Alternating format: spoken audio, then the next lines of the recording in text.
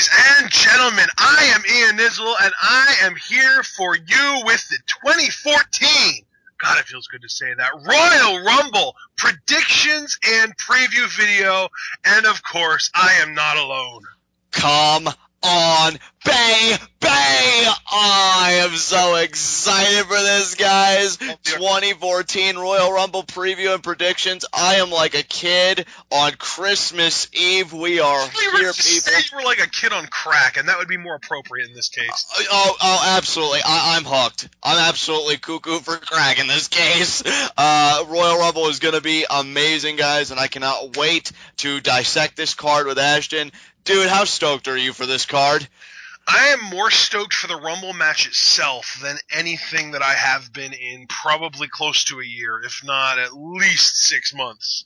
Oh, dude, completely agree with you. The Rumble match this year, I mean, for me personally, has so much intrigue and so much more possibility than in previous years. I cannot wait for us to finally get to it. For sure. All right, so you know what? Let's just hop right into it with, in my opinion, the match that is most likely going to be the easiest one for us to decide the winner, The Big Show versus Brock Lesnar.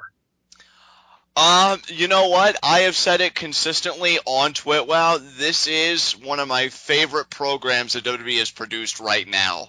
And in fact, I would actually say that it is my favorite, period. They have kept it so simple and so straightforward with the booking of these two monsters that it really is, it has like an old school feel to really how they've booked it. They haven't tried to overcomplicate things. They haven't had Paul Heyman try and make it too personal with the Big Show. This match really is a match of pride. It's just two guys that don't like each other going out there and trying to make the other one look bad. Exactly, Ashton, exactly. And to me, this match has done three things. One, it's been compelling, and again, the writing has just been so solid, I'm sucked in. Two, it's made Big Show look more interesting and more dominant and just all around more credible than he has been in the longest time. I dare use the time label of years for me personally. And three, it makes Brock Lesnar look like he has legitimate contenders and they just can't run roughshod so easily over everybody, which in a sense makes him a more compelling character. Dude, personally, not only do I think this will be the easiest match for you and I to call, I think this match, as far as the regular matches go, has the chance to really steal the show. Oh, absolutely. These guys, I don't know what it is. For some reason, people are complaining about how this match isn't interesting or anything. I don't know if these guys have bad memories or something, but when these guys worked in the early 2000s, they consistently put on really good matches, including one of the most memorable moments in SmackDown history when they did the suplex spot off the top rope and broke the ring. These guys work really, really well together, and with close to a decade worth of experience added on to what they were already doing, I feel like they just can't do much more than improve on what they were doing before. Considering the men that are in this match, I can't really see what can go wrong. At best, you get, or I should say at worst, you get just simply a good match. At best, you know, these two guys can really pull out all the stops. I think they have great chemistry with each other that's even illustrated in just their regular segments together, you know, building up this feud. You know, Brock Lesnar being willing to be gut-wrenched over the top rope by the Big Show, really assert his dominance. You know, they get each other. They get how to work. And I think that's really going to be to their advantage. I think this match, I think the only downfall for this match doesn't even have anything to do with the two guys. I think it's taking place in a generation that really just appreciates so much more the smaller guy and the smaller style of wrestling. But what they've got to understand is that Brock Lesnar really is a legitimizer. Like, he comes in, he puts butts in seats, and I think he makes anybody he's standing across from look like $1 million. And the Big Show, when he's allowed to be booked seriously and not as a caricature, giving those really overly maudlin promos and this and that, and really trying hard to be a babyface and just being dominant, it's just magic all around. I cannot wait for this match, and I think this is great build for Brock Lesnar ultimately being a championship contender, which is what you know that him and Heyman have their sights set on. Absolutely, and to me, when it comes to this match, the reason that we've made this first is because there's no way Big Show's winning this match. The WWE needs Brock Lesnar to look strong in this match because they need to re-legitimize Brock Lesnar. Speaking of, you were talking about Brock Lesnar being one of those legitimizing guys. Right. Well, a lot of people are saying, oh, the 2013 SummerSlam didn't draw and didn't have as good of a rating as the 2012 SummerSlam. 2012 had Brock Lesnar. If you compare 2013 to the year before the Lesnar, where it was Punk and Cena main eventing, which you would expect, holy crap, Punk and Cena main eventing, and this was during the summer of Punk, so Punk was hotter than ever, Daniel Bryan outdrew CM Punk. 2013 SummerSlam had more buys than 2011's, and this is not only 2 years later, so you've got to take into account the typical steady decline that WWE's pay-per-view buys have gone through, but at the same time, we're talking about Daniel Bryan versus the hottest CM Punk we've ever seen in 2011, and Bryan outdrew him, outsold, out everything. He was the bigger draw. Yeah. Yeah, absolutely. But because of Brock Lesnar in 2012, people look to that and they say, oh, wow, 2012 numbers blew 2013. Well, no kidding! They had freaking Brock Lesnar versus Triple H at SummerSlam. No one's going to outsell that except for maybe The Rock, maybe Batista, these big-name guys that have been established for 10-plus years. No, and I've heard a lot of critics talking about Brock Lesnar. Even Jim Ross had some very interesting sentiments when Brock initially came back, and he had the angle where he destroyed Mark Henry, where he speared him through the barricade and he F5'd him, saying that, with WrestleMania upon us, you've really got to get Brock back in the driver's seat. You got to get him hot again. And to me, and I respect Jim Ross to death. He's one of my idols. But the fact is, it's Brock Lesnar. When he steps through the curtain and he comes out to the ring, people take notice because something's going down. And to me, this match is merely to serve as a platform because when he wins this match, then the next question you should be asking yourself is, who is winning the WWE World Heavyweight Championship match? Because whoever wins that, you better believe Brock Lesnar's in their rearview mirror because that match is going to be on the horizon. This year, we are only going to get, or not only, we have to get the WWE World Heavyweight Championship defended inside the Elimination Chamber. It's not going to be this BS where the champion has a one-on-one match with somebody and then the Elimination Chamber is for the number one contendership. No, that's not what's happening. It is going to be a six-man WWE World Heavyweight Championship Elimination Chamber match, which automatically means Orton and Cena are basically locks for that match. To me, Lesnar is basically a lock. Batista might as well be a lock, unless he somehow ends up winning Rumble, which we will discuss later. But to me, that's 3, possibly 4 guys that we already know. Toss in the potential of Punk, maybe Bryan. You just can't. You can't know. I mean, we've been saying that we feel like Kofi's going to get thrown in there. I don't know. If they do decide to move on with the 2 Elimination Chamber matches in an Elimination Chamber pay-per-view card and have the IC title, I could see Kofi in that one. Regardless, though, as far as this goes, Lesnar needs to look strong and Lesnar needs to win. Oh, absolutely, and I think he'll achieve both. He will absolutely achieve both. I can see this match ending with Brock Lesnar hoisting Big Show up on his shoulders and delivering an earth-shattering F5 for the win. And really, I just have to thank Big Show. He has been looking amazing, and this win for Lesnar will mean something. And really now, with this win, he'll be able to back up his claims of contendership, not just by saying that he's Brock Lesnar and the line starts with him. He'll have a win to support that over a very legitimate, very credible-looking Big Show. So Brock Lesnar for the win wholeheartedly. Absolutely. And for those of you who don't listen to TwitWow that are watching this on my YouTube channel, first of all, I feel like you're making a gigantic mistake. But second of all, we have kind of established on TwitWow that while the Big Show has always been kind of a good draw, he's better now than ever because he has his heel persona where he's this hyper-aggressive, he's a self-realized giant, he knows that he can just kind of throw people around at will, but he's a babyface because he's going against a top heel. It's the perfect combination for the Big Show's character. We've really been praising it a lot on TwitWow, and it's finally gotten to the point where we can actually say that we're looking forward to something that the Big Show's doing, which is the first time that I've been able to say that in probably close to like 5 or 6 years, if not more. Right there with you, man. I mean, really, the stuff he did with the Authority, I really would have been more invested in that had the end game been Big Show versus Triple H. I think it was a huge mistake by WWE to ultimately not go that route and instead give Big Show a WWE Championship match. I think they've really corrected that here by giving Big Show Brock Lesnar, because finally I can get invested in the Big Show, I can get behind Big Show, and really if we're talking about fears or criticisms, it would be in the wake of this match, because I don't want this booking of Big Show to stop. I've really been loving it, but I really do think he's just going to be another statistic, another notch in the belt of Brock Lesnar. Absolutely. That being said, I did want to get that match out of the way first because it was one of those things where that's the only match on this card that I think that we have a consensus. We know 100% one guy has to win, and he probably will win.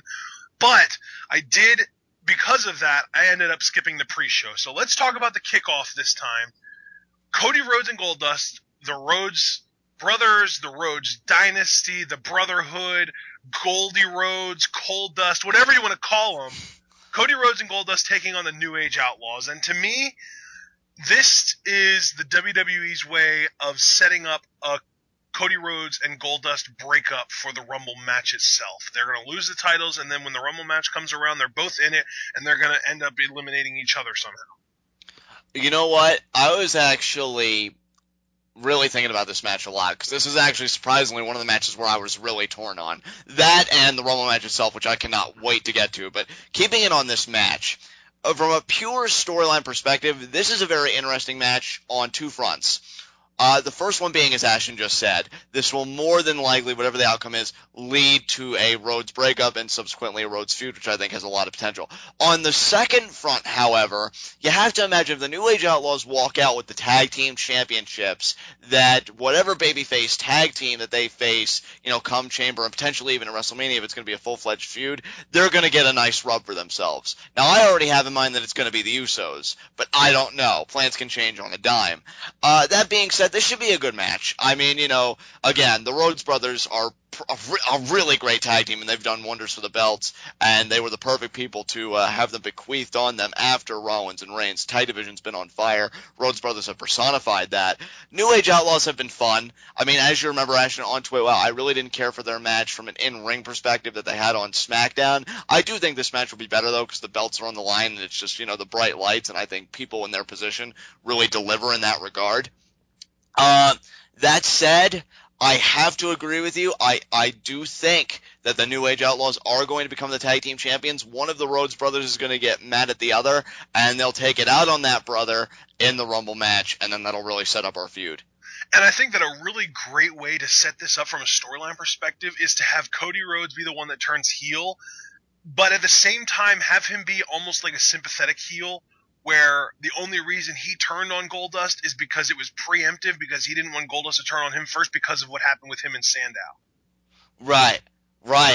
He could just be like, I have a bad history. And you know what? If WWE was really not so fearful of acknowledging their past, Cody Rhodes could even say, I've had a bad history at tag teams. When I was in Legacy, I was abused by Randy Orton, and then I tried to help Teddy DiBiase, and then he betrayed me. And then I pick up my brother out of the gutter. Everybody's saying he's better than he's ever been, and yet, did anybody thank Cody Rhodes? No. I get no respect in tag teams, and I'm sick of it, or something along those lines. I think it would be great. But yeah, definitely up the sympathy, as you said. The best line that he could use, I'm sick and tired of always being the Jannetty. I'm going to be the Michaels this time. Yeah, that's exactly the angle I'd want them to play. But again, as you said, up the sympathy only because I think it gives them a much more intriguing dimension rather than just this hackneyed angle of the bitter partner. Exactly. Which I think would be really cool. So yeah, I think you and I are in agreement then. New Age Outlaws to go over?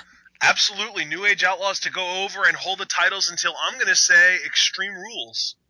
And you know what, if we're going that far, I do think they'll drop it at Mania, just because I think they'd really want to give whatever babyface team they drop it to a really nice rub at a great stage. So, yeah, you're just one more month ahead of me. We'll see what happens.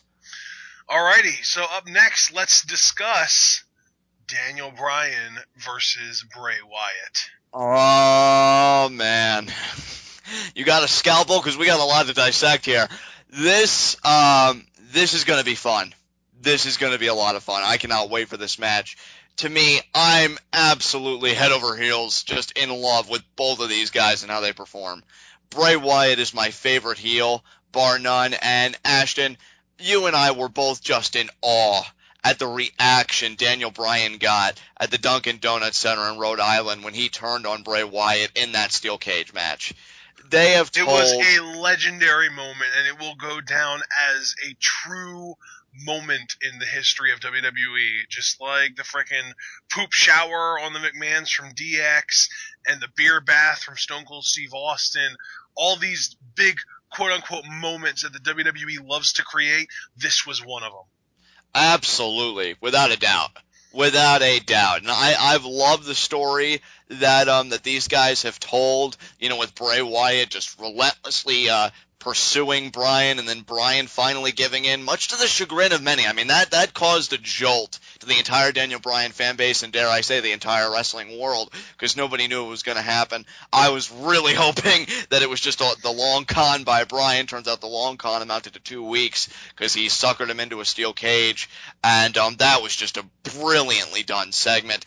And what I really love about this, and I've wanted to emphasize this more, and that's why I'm so glad we have this forum, Bray Wyatt has been the perfect heel here. He really has been. You know, it's one of those things where I keep on telling people that there aren't enough heels. And I think the main reason behind that is because some of the best heels in the company are so good that I can't help but see them as faces. Like Bray Wyatt is the perfect example. The Shield is another perfect example. They are technically heels, and they are technically legitimate heels, but they're such great workers, and they're so good at just entertaining that I can't help but see them as baby faces, because I don't do anything but cheer them most of the time when they're in the ring. Now, this will be the exception because of who he's going against, but for the most part, I cheer for the Shield, and for the most part, I cheer for Bray Wyatt. If we do get Bray Wyatt versus John Cena at WrestleMania, like the big rumor is telling us, I would cheer for Bray Wyatt the whole frickin' time. And even though I would know he wouldn't win, I would still be behind him. I think you had the just perfect soundbite on our latest episode of TwitWow, our SmackDown review, when you even came out and said it's not the quantity of heels so much as it is the quality. Yeah. And Bray Wyatt is absolute top quality. What really sealed that for me, guys, because, you know, when we go through these matches, we also go through the hype that these matches have gotten, the build.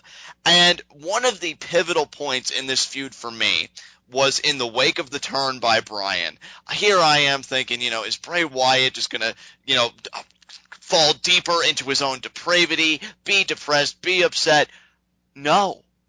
He goes on the following SmackDown in the wake of this, and he embraces it to the point where he says not only did he know it was going to happen, he allowed it to happen solely for the greater purpose of allowing him to become the man he was always meant to be. And that was the promo that made me say, I love Randy Orton, I love Brock Lesnar, but to me, Bray Wyatt is my favorite heel right now. Because for a heel to take a misfortune of that degree and to embrace it so unequivocally like Bray Wyatt did, because I always think about the heels like Evolution, Triple H, and the like, where whenever they have misfortune bestowed upon them, they come out in their fancy suits, and they whine, and they moan, but it's not fair, and it's not fair, and then they'll make the empty threats.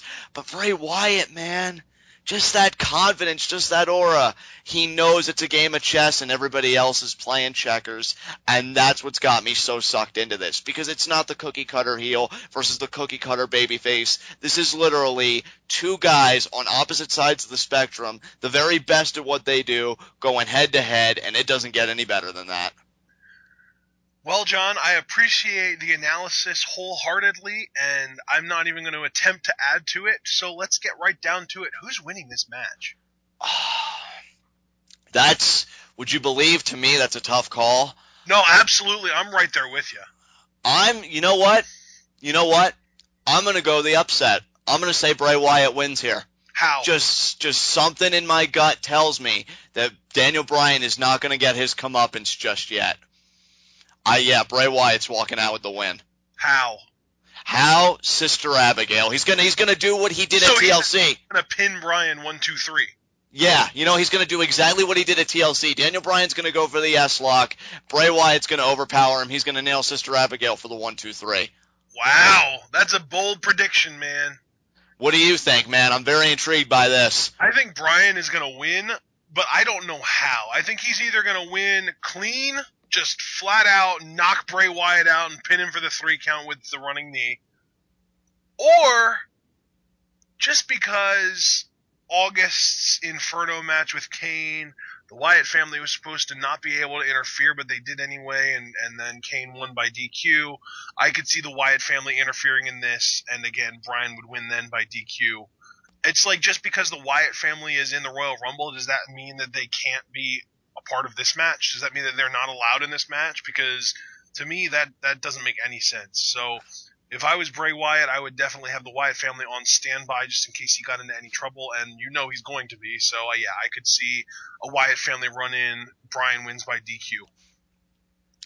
Great reasoning. Really can't argue with that. We'll see what happens. And what I could also see is I could see this leading to kind of one of those ongoing segments where the Wyatt family just beats the living crap out of Daniel Bryan, and then he's backstage and they show him in the training room checked on by doctors, getting all kinds of medical updates, people talking about if he's going to be able to be in the Rumble or not. Next thing you know, they say he has not been medically cleared, but number 30 hits and his music hits and he comes out and he's selling the crap out of his injuries, but he comes out and he wins the Rumble despite not being medically cleared to even be in it. Dude, that's amazing. One other possibility I've pondered since you've said that is that I could see before their match starts, Triple H says that the winner of this match gets a spot in the Rumble. If that would happen during the show, I would have to shift my prediction to Bryan. But considering that there's no skin in the long haul, so to speak, for the outcome of this match, I'm sticking by Bray Wyatt to get the win. And see, this is what's beautiful, because we have a split decision, and I'm not even going to try to sway you in my direction, and I don't expect you to try and sway me in yours, because absolutely not. We can both accept that this match is, to a degree, really up in the air. It could go either way. Obviously, if they do add a stipulation to it or something that would add importance to it, I would definitely say that you would have to go with Bryan. But right now, it's up in the air, because there's no real problem for Bryan if he loses the match beyond just, oh yeah, I lost, Biggie. Right, exactly. He loses this match and then he wins the Rumble later in the night, and who had the better night between Bryan and Bray, really? If they institute incentive, then Bryan's taking it. If there's no incentive on the table, it really is up in the air, as you said. Exactly. So I'm going to say Bryan. I don't know if this really counts if he would be the one winning by disqualification, but by hook or by crook. There you go. So, up next, because it's clearly not nearly as important as the Rumble match itself, the WWE World Heavyweight Championship match between Randy Orton and John Cena. This match infuriates me, but not for the reason people might expect. I don't necessarily say that in a bad way. It infuriates me because the booking has been crazy, and by all accounts with how Orton's been treated and how, Cena being Cena, I really shouldn't care as much as I do, but I think you can attribute most of my caring, in all honesty, to Brock Lesnar. Because I don't even think about this match being between two guys who may finally settle their beef and just determine who the quote-unquote better man is. I'm thinking about who is going to win this match because, again, Brock Lesnar's in their rear view. And because of that, this match, again, and I sound like a broken record, I've got Groundhog Day syndrome here, is so tough to call.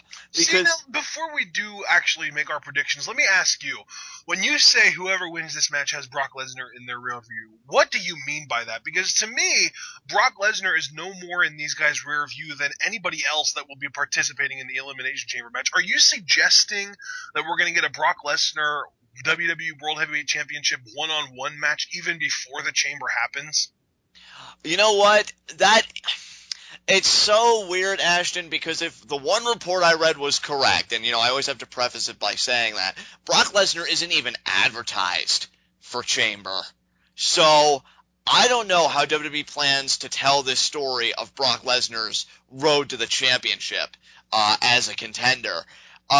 If he's in the Chamber match, then yeah, I would still consider him without a doubt the biggest threat in there. And I'd stand by my statement of whoever the champion is would have to be on the lookout for Lesnar. Would Lesnar get a one-on-one match?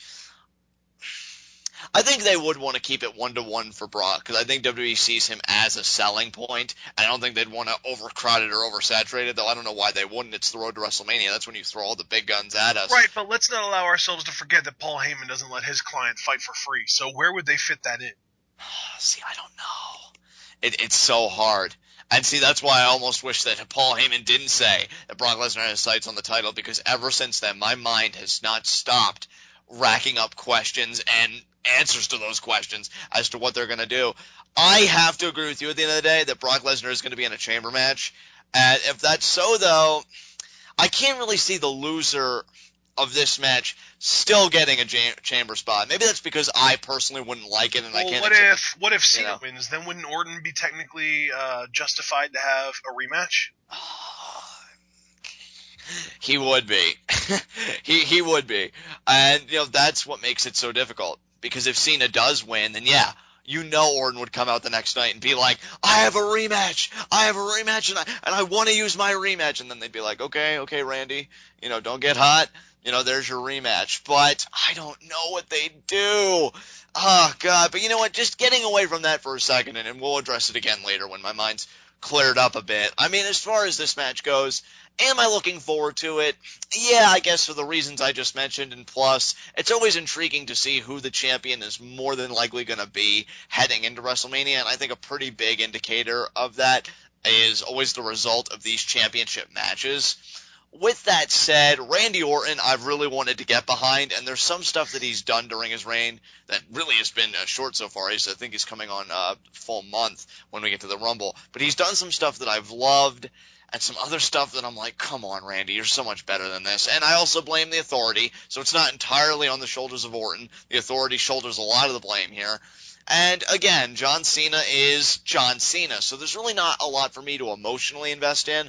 But this match should be really engaging and really solid simply because of all the questions it raises and all See, the and to me, this is probably the match that I'm looking least forward to from an in-ring perspective because, Right. sure, these guys can work magic in certain environments, but to me, they need to be in a no-rules. TLC was perfect, but anything that could allow them to really explore the outside of the ring more and start and go beyond just using their fists as weapons to hurt each other, because when it's limited to, as Stephanie McMahon said, a traditional championship match, it's going to be boring.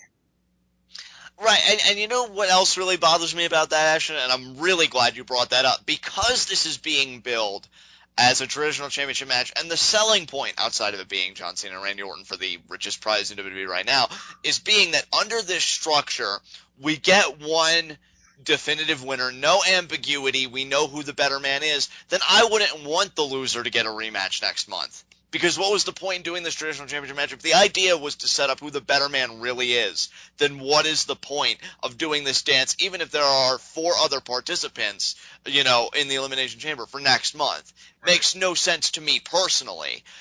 That said, I completely understand where you're coming from, and I agree. I think that they'll put on a passable match. Heck, again, for all the questions it'll raise and all the possibilities it'll create in the wake of the outcome, I think it'll be a very engaging match, but that's really where the engagement stops. Not really because of the 2 men, but simply because of going forward. Right. And that's really all it is for me. Who is going to win this thing? You know what? Randy Orton was looking really pathetic heading into TLC, and he picked out the victory. He hasn't really looked much better, all things considered. I mean, my God, Ashton, he lost a match to Kofi Kingston in the midst of all this build. Oh, no, that's right. He ended up winning the second one by DQ. By DQ. So even then, you really can't say, yeah, great job, Randy. So because of that, that seems to be the philosophy of booking Randy Orton. Let's make him look like crap on TV so he looks like gold on pay-per-view. I don't understand it, but I'll follow it for the time being. I say Randy Orton for the win. Well, yeah, it's definitive. No countouts and no DQs. So I'd say win maybe by a low blow or a thumb to the eye followed up with an RKO, maybe even a punt to really put Cena away, gets the pinfall victory. See, this is where I am going to kind of split off into 2 different directions, because to me, the WWE World Heavyweight Championship could take one of 2 different paths to WrestleMania, all right? Right. Path 1, Orton wins tonight, holds the title till Mania, loses the title at Mania to a babyface that won the Rumble. Path 2, we get to play WWE World Heavyweight Championship hot potato until WrestleMania. And by that I mean John Cena wins the title tonight, drops it to somebody at Chamber, who then drops it to the Rumble winner at Mania. The funny thing is, and I hate to be that guy, but I could very easily see both possibilities And playing out. if the second option does, if that is where I'm going, the names that I had in mind specifically, Cena wins tonight, drops the title to heel Sheamus at Chamber, who then has a built-in storyline to lose the title in under 18 seconds to Daniel Bryan at Mania. Holy crap, dude. Holy crap. You have Sheamus going into WrestleMania, heel Sheamus specifically, going into WrestleMania as the WWE World Heavyweight Champion. Daniel Bryan won the Royal Rumble. He's all fired up. The bell rings, knee to the face, 3 count. Daniel Bryan's your new champion. That would be... See, I'm conflicted because there's such a big part of me that loves everything you just said, mostly for the poetic justice that that kind of booking brings, yet I don't know, because, and see, that's another thing too, you mentioned heel Sheamus, and it's so funny, because you know the one thing I really want out of heel Sheamus, and that's the other guy we have to think about too, funny enough, when talking about this championship match, is Batista. Batista is back. We have to acknowledge this, just like I've been acknowledging Brock Lesnar. And I've been saying since the day that I found out Batista would be back and Brock Lesnar returned, that those two guys are going to face off at Mania for #1 contendership for the title. And see, to me, that makes perfect sense because you have Paul Heyman that says the line of contendership starts with Brock Lesnar. You have Batista who has come right out, has minced no words, and said, I am back to be the WWE World Heavyweight Champion.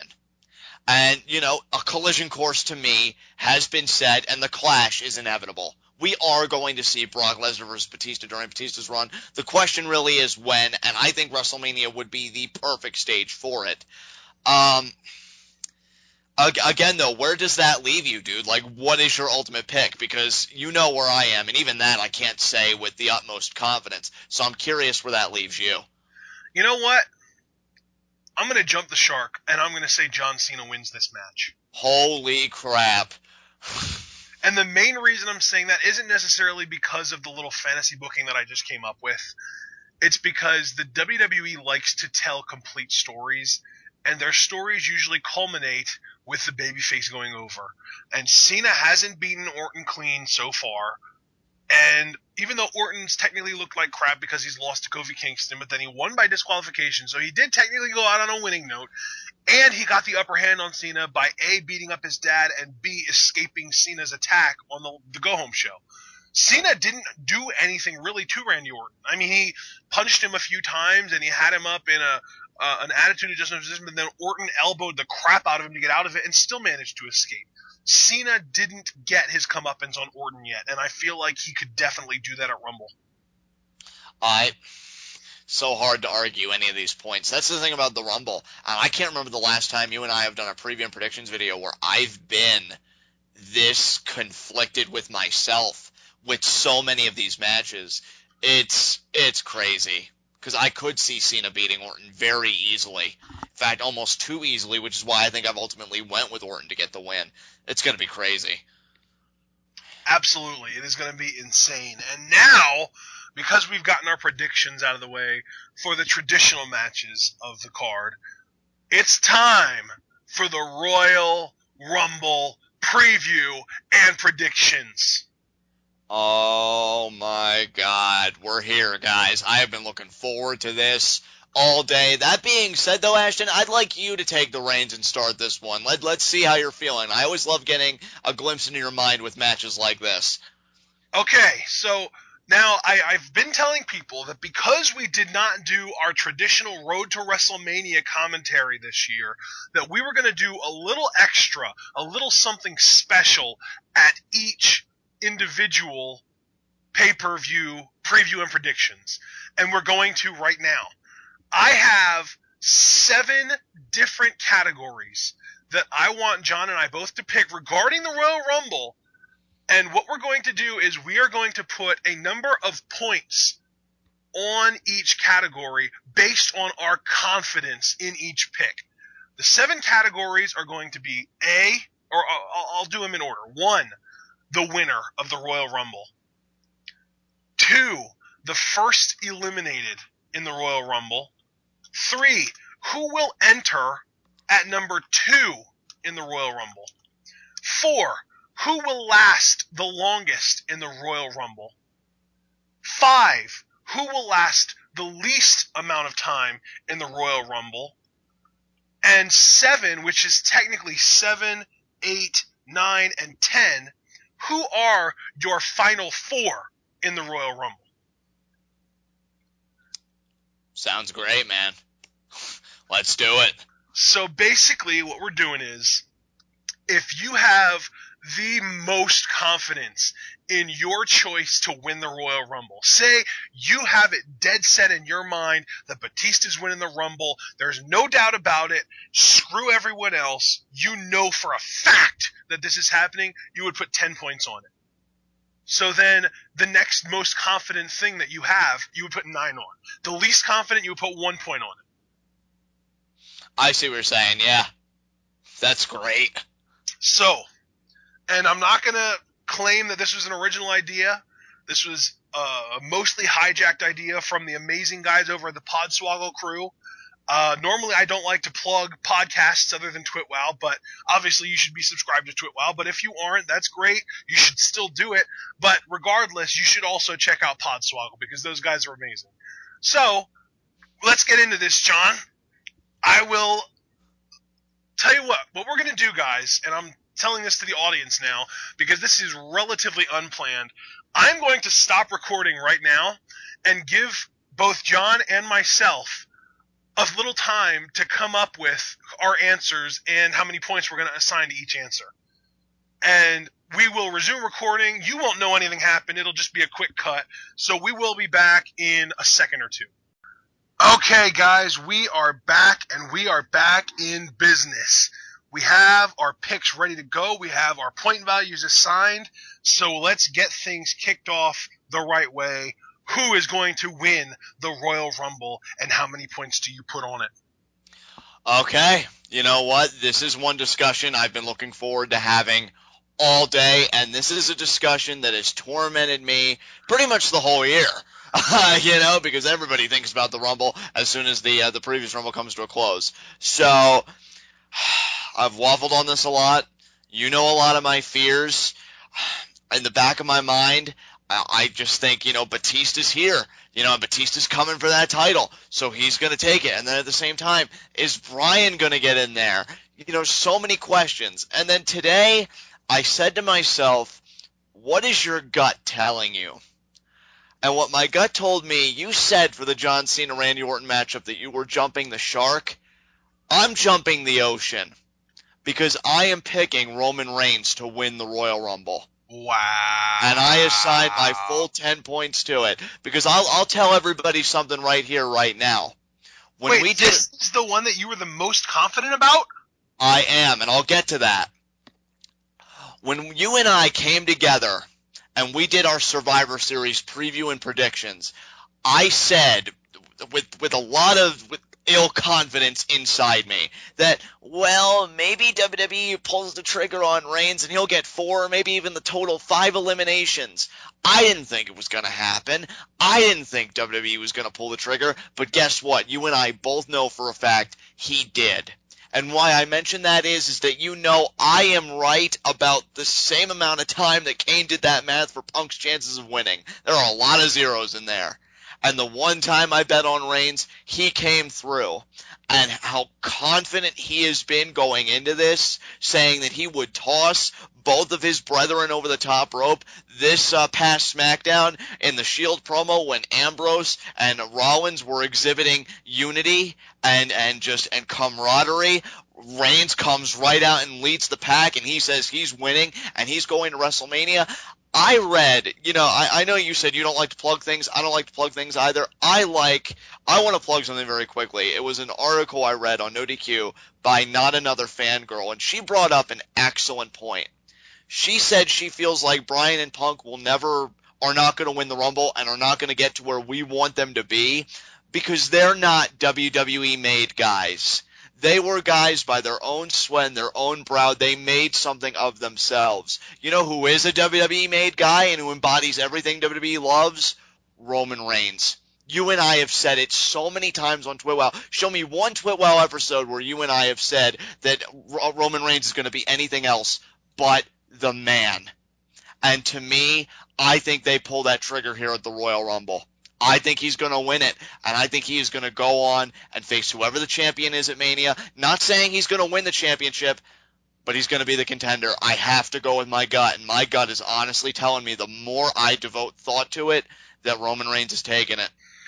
See, and dude, that's my thing. I feel like Roman Reigns is absolutely 100% a Royal Rumble winner, but this is not his year. He isn't even 30 years old yet. He has plenty of time left. And while he is looking very good, they could put so much more build into him so that if and when he does win the Rumble, it means so much more than it would this year. And you know something, dude? This is not a matter of debate. I completely agree with you. It's not a matter of me disagreeing with you. I'm right there with you. I think this is just what you think WWE's going to do. It's in the pit of my stomach, dude, because if you and I were speaking purely from what I think they should do, dude, everything you just said, you can affix my signature to that right now. He is young. He is hungry. You make him work for it because that's how you get the best out of every performer. But I think WWE sees the massive marketing appeal they have in Reigns. And again, I thought that that columnist, who if I didn't mention him, I just want to make sure I do, it was written by Not Another Fangirl on No DQ. Excellent piece. Roman Reigns comes from the WWE system. As much as we love Bryan and Punk, we can't make that claim. Hell, Bryan even did a promo in NXT saying that that's the reason WWE doesn't like him. Because right, but you can't even say that anymore. Bryan and Punk are both former Money in the Bank winners, former WWE champions. It's not like the WWE isn't willing to push these guys. They are willing to push them, but we always... Jericho wasn't a WWE made guy, but look at him. He's the first ever undisputed champion. And you make excellent points, but at the same time, when Bryan and Punk were given those things, most fans thought that they already deserved those things because of where they came from previously, and they had that support and they had that backing. And I guess you can make the same arguments for the Jerichos, the Benoits, and the girls before them because of their international experience and the reputations they garnered all over the world and in rival promotions. But you know, that being said, you certainly make a great point because they got those rubs. To me, though, Roman Reigns just has that factor that even though Daniel Bryan is crazy hot right now, and I want him to win, make no mistake about it, I want Bryan to win this thing, but Roman Reigns just has everything I think WWE is looking for when they think of the man. And that's true, but not right now. He isn't ready yet. And again, that's not a point of contention with me. No, but that's the thing, dude. I think WWE knows that he isn't ready yet. I hope so, but I didn't think that more marks and more internet critics / marks would be willing to say that he's ready than the WWE would be right now. I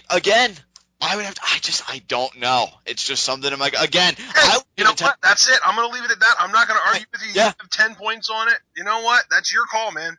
Yeah, definitely. I am so stoked to hear who you have picked. Let's hear it. Well, I've got a significantly less interesting choice, but it's also the much more exciting choice. Daniel Bryan, 7 points, is going to win the Rumble. I hope you're right.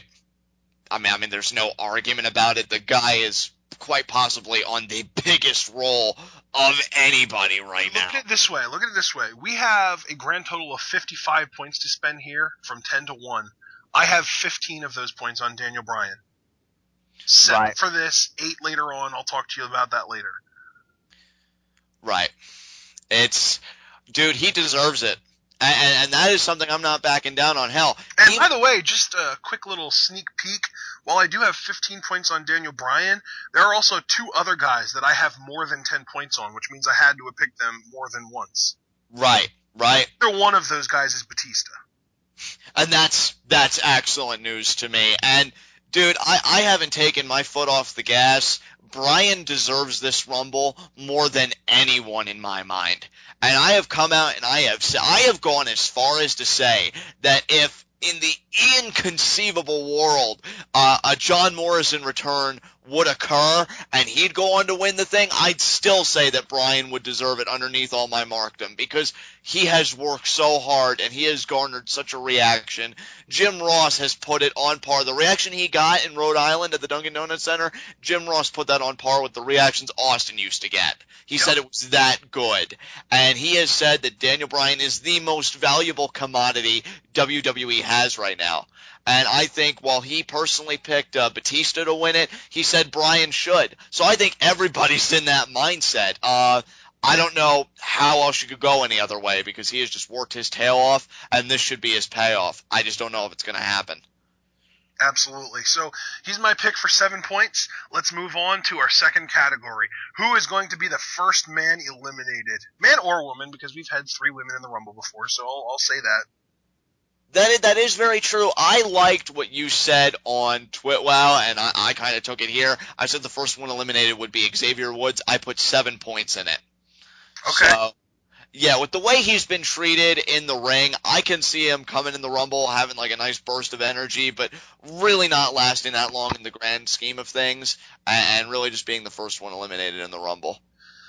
And my selection, and I guarantee you this is going to shock you as well as a ton of people listening to this. I only have 2 points on it, though, because I'm not super confident about it. But this is the first guy that comes to my mind just based on my personal little fantasy booking that I would do. CM Punk. Yeah, I see where you're going with this already. Yeah, definitely. I see CM Punk being number 1 and the Shield being 2, 3, and 4, and they're going to eliminate him. Dude. Yeah, can't argue with that, man. So with that being said, I did say I have 2 points on that. Who is going to be entrant number 2, in your opinion, John? Okay, this is actually my first thing that got a low amount of points. I said, who enters at number 2? Antonio Cesaro with 4 points. Wow, so random. Yeah, I said that because you know what? I was thinking about it, and I said to myself, they're going to want to pair somebody with Punk that can really build a lot of excitement, generate a lot of great back and forth early on. And I thought if it's not going to be Bryan, which obviously I didn't think it would be, Antonio Cesaro would be such an intriguing choice. Right. And I think these two could really create an opening, a very compelling opening start to the Rumble matchup. I could see them doing a lot of crazy spots, maybe some save spots with Cesaro really exerting his power on Punk, and Punk just narrowly escapes it, and just some overall great chemistry between the two. And really, honestly, Antonio Cesaro is a freak of nature, and I think they'd want to give him a low number, and I do think he's going to last quite a while in the Rumble match, and what better way to really emphasize that point than by giving him a low number? So yeah, I think Antonio Cesaro is going to be number 2. My number 2, and I gave this 3 points, Dean Ambrose. Oh, man. Oh, man. That's the thing, dude. The WWE loves to put guys at 1 and 2 that they know can put on a good match with each other. A couple years ago, it was Punk Bryan. Last year, it was Ziggler Jericho. They love to put 2 guys together that they know will put on a good match until the third guy gets out there. And in my opinion, some of the best televised matches, if not the best televised matches, including CM Punk, over the last couple months, were with Dean Ambrose. And you know what? I was just going to say, I think that's the biggest thing that lends credence to your prediction is that it just so happens it comes at a time when Daniel Bryan and Dean Ambrose, well, CM Punk and Dean Ambrose, have really been working together a lot on TV lately. So I could definitely see that happening. That's a very great choice, dude. I applaud that. Alrighty, our next category. And again, I said I put 3 points on that last one. So our next category, who will last the longest amount of time in this year's Rumble? And see, this is funny because I said CM Punk with 8 points. Okay. I again, and see, you were the inspiration for quite a few of my choices, to be perfectly honest. I've been waffling a lot about CM Punk. Right, yeah, I know, but I thought what you said when we were watching the Raw together, where that announcement was made, and the first thing on your mouth was, well, Punk's in the Final Four, and I'm like, you know what, yeah, which would imply that he is going to last a really significant amount of time. I could see Punk really going to distance, which would make what I believe Kane's eventual backstabbing of Punk to be all the more heartbreaking when you have that kind of momentum and that kind of performance. I definitely see Punk having the best Rumble record of the night. And the irony here is I have Punk being the first eliminated, and he's not in my Final Four. So right. To me, And this is, again, where things get kind of screwy because you have so much happening for this guy. To me, and I only have 1 point on this because this is hands down the one that I am the least confident about because of me thinking that CM Punk is going to eliminate it first. I have no clue who to say is the longest lasting, but because I think the Shield is going to enter first, and I have this guy in my final four, I need to have him as my longest lasting. So with 1 point, Roman Reigns. Ah, dude, yes, yes. You know what I like about this is that even though I picked him as the winner, and you've merely picked him as like the longest lasting, which is a great, credible statistic to have at any year. Oh, that's of the not the Rumble. only statistic I'm giving him tonight. Trust me. He was one of the other two guys that I gave more than 10 points in this. Right, yes, same as me. What I like about this is that you and I are both expecting Reigns to get a nice rub tonight at the Rumble, which I think is terrific. So, yeah, great choice, and I really can't argue with that given what I've given Reigns already. All right, now, next category, Category 5. Who will last the shortest amount of time in the Royal Rumble, a.k.a. the Santino Marella Award? Yeah, you know what? I felt like shortest amount of time would clearly have a correlation with the first one eliminated. So with 2 points, only because I was so much more confident in the other categories and who I assigned them to, again, it's Xavier Woods. Okay. Yeah, again, short burst of energy, gets eliminated, really not that long on the clock, and there you go. Okay, my shortest amount of time is, and because we even discussed this on Twitwell last night, Wade Barrett. Yeah, okay. Okay. He's going to come to the ring talking trash, and I think that there is even a really good possibility that he could be up on his podium doing the trash talking, waits until, well, and again, kind of spoiler alert here, I have him in my top 4, but regardless, he waits until the very end to even enter the ring, and he gets eliminated almost immediately. Yeah, dude, again, that would be great booking only because of the trash talking he'd be doing throughout the Rumble, which would be a major talking point. And then, yeah, and all things considered, he gets a great placement at the end, but doesn't really last that long. Makes perfect sense to me. Excellent choice. And I have 6 points on that. All right, then. Most eliminations. I was so excited to get to this because I picked to give him a grand total of, actually, wait, I have one more category for him. Roman Reigns with 9 points, and I put specifically in parentheses, Ashton, that Roman Reigns will get 13 eliminations, beating Kane's record. Wow. Okay, I don't think he'll beat Kane's record. I don't know if anyone will ever beat Kane's record, but I have the exact same amount of points on it as you, and I also have Roman Reigns for 9. I just think he is going to be, I mean, I've taken to calling him the Mastodon Roman Reigns for a reason. I could see him getting somewhere around maybe 7 eliminations, and that would be the most this year. I don't see it getting in the double digits, though. I would love it. That would be amazing. I just don't see him getting that kind of... I just see Reigns taking it all. I mean, this is where he comes in and says, this is not the Shield's yard. This is my yard. I think that my big thing is he doesn't have any really good moves to use in his arsenal that would be perfect to eliminate somebody. Like, the super kick, they're up against the ropes, you kick them and they fall out. That's simple.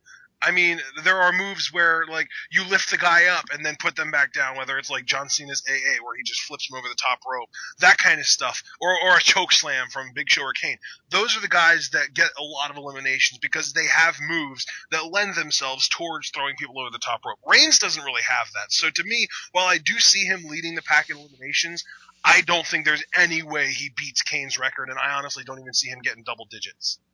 If he is gonna be like single digits, it's gonna be a high single digit number. I liked your number of 7, at worst, because I definitely see him being another talking point for tonight's Royal Rumble pay-per-view and his performance in the Rumble match. To me, you say like that he doesn't have any moves specifically geared for eliminations in this type of matchup, and I'm inclined to agree. That's why I just see Reigns coming in, spearing people, and then chucking them out of the ring like rag dolls, and really racking up the numbers that way. Is you would need to lift them up off the ground because they would be like selling it, so they would have to be like unconscious basically.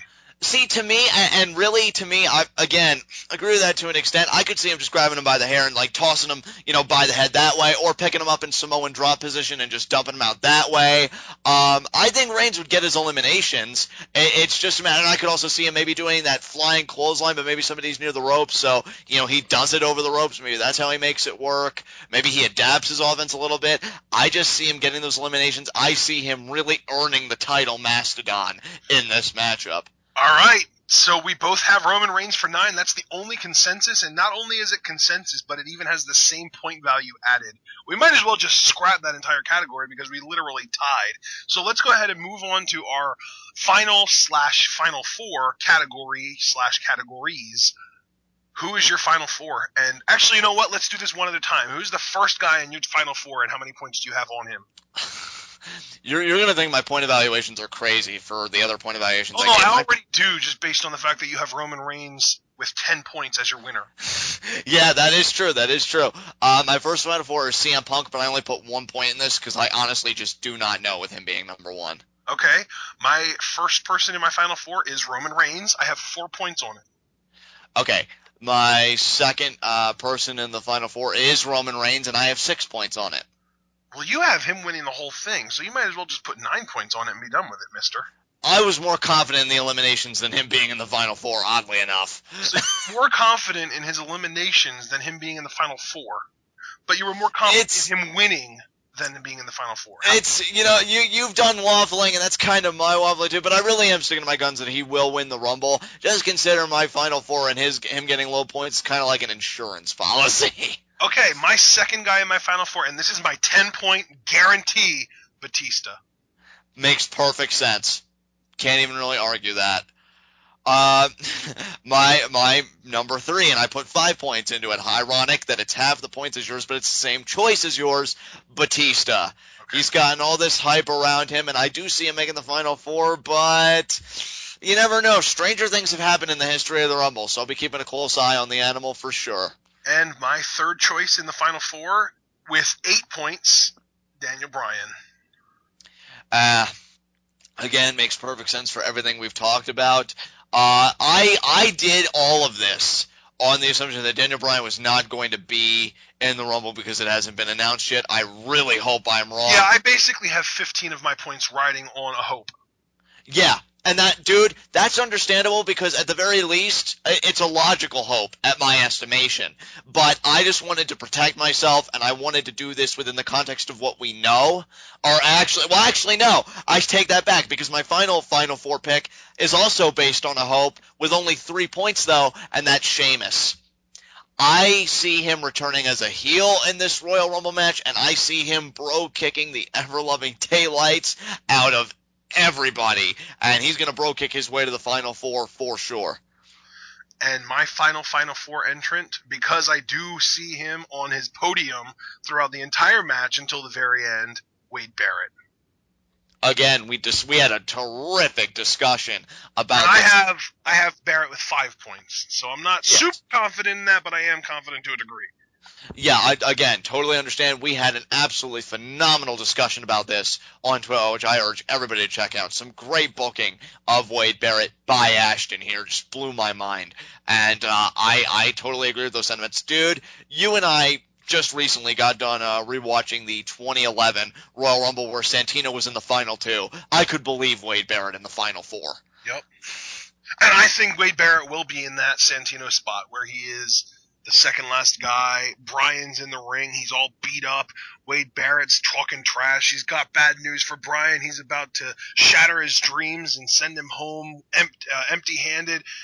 Barrett gets in the ring. He goes for a freaking Bryan's hanging up against the ropes. Barrett goes for a bullhammer. Bryan pulls the ropes down, and Barrett goes over. You know what? If that happens, I so want Bryan to grab a microphone after he's led the crowd in some Yes chants and be like, "Hey, Wade, I've got bad news for you and the WWE World Heavyweight Champion.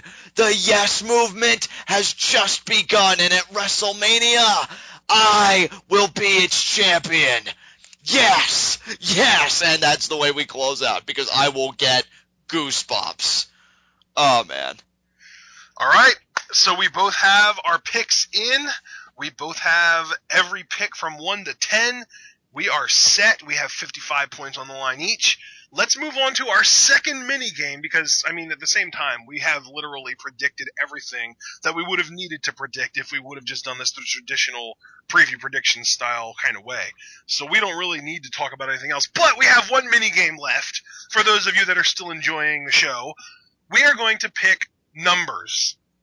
And those numbers will be the guys that we are cheering for to win the Rumble this year. We're going to pick 5 each. I've already included my mom. She's picked her 5 numbers. Her 5 numbers are 1. She's a CM Punk fan. What can I say? 14, 17, 23, and 28. So now, John, you and I are going to have an NFL fantasy football draft style pick draft.